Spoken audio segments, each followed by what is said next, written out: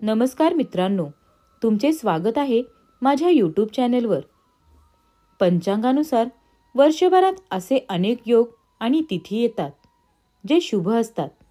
यापैकी एक शुभ योग म्हणजे गुरुपुष्यामृत योग। पंचांगानुसार या योगाचे विशेष महत्त्व आहे।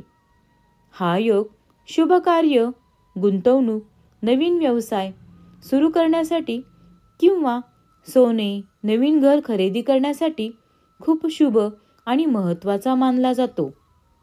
त्यानुसार माघ महिन्यातील गुरुपुष्यामृत योग 22 फेब्रुवारी 2024 रोजी जुळून येत आहे। पुष्य नक्षत्र हे देवतांनी पूजलेले नक्षत्र मानले जाते। 7 प्रमुख योगापैकी एक म्हणजे गुरुपुष्यामृत योग ओळखला जातो। शुभ कार्य, गुंतवणूक, व्यवसाय आणि खरेदीसाठी हा योग विशेष आहे। हे नक्षत्र इतके शुभ आहे की देवताही पुष्य नक्षत्राची पूजा करतात। या योगात गुंतवणूक आणि खरेदीसाठी केल्यास अनेक पटींनी लाभ होतो।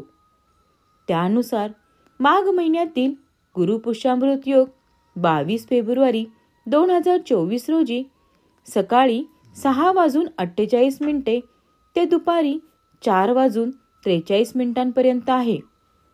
गुरुपुष्यामृत योगाचे महत्त्व। ज्योतिषशास्त्रानुसार गुरुपुष्यामृत हा योग खूप शुभ मानला जातो।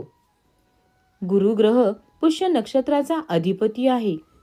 देवगुरु बृहस्पती पद, प्रतिष्ठा, यश, संपत्ती आणि शुभतेचा कारक ग्रह आहे।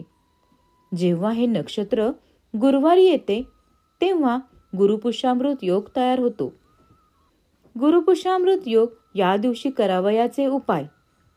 गुरुपुष्यामृत योग असेल त्या दिवशी नवा बिझनेस सुरू करणे, शेतजमीन, घर, वाहने, सोन्या चांदीची आभूषणे, पितळी हत्ती, दक्षिणावर्ती शंख खरेदी करणे शुभ मानले जाते। यामुळे देवी लक्ष्मी आकर्षित होते। मात्र तुम्हाला गुरुपुष्यामृत योगाच्या दिवशी या गोष्टी खरेदी करणे शक्य नसेल तर तुम्ही या योगात श्री सूक्ताचा पाठ करावा। असे केल्याने माता लक्ष्मी लवकरच प्रसन्न होते। पौराणिक मान्यतेनुसार गुरुपुष्यामृत पुनर्वसू आणि रोहिणी या 3 नक्षत्रात सोने खरेदी करणे खूप शुभ मानले जाते। परंतु या नक्षत्रात विवाह करू नये।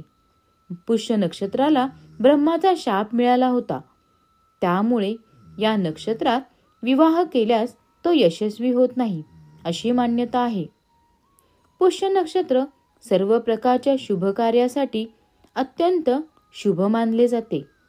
गुरुवारी पुष्य नक्षत्र असल्यास शुभ आणि अद्भुत फलदायी योग बनतो। आपल्या जीवनात यश प्राप्तीमुळे त्यांचे जीवन सुरळीत चालत असते। गुरुपुष्यामृत योगाचे फार महत्त्व आहे।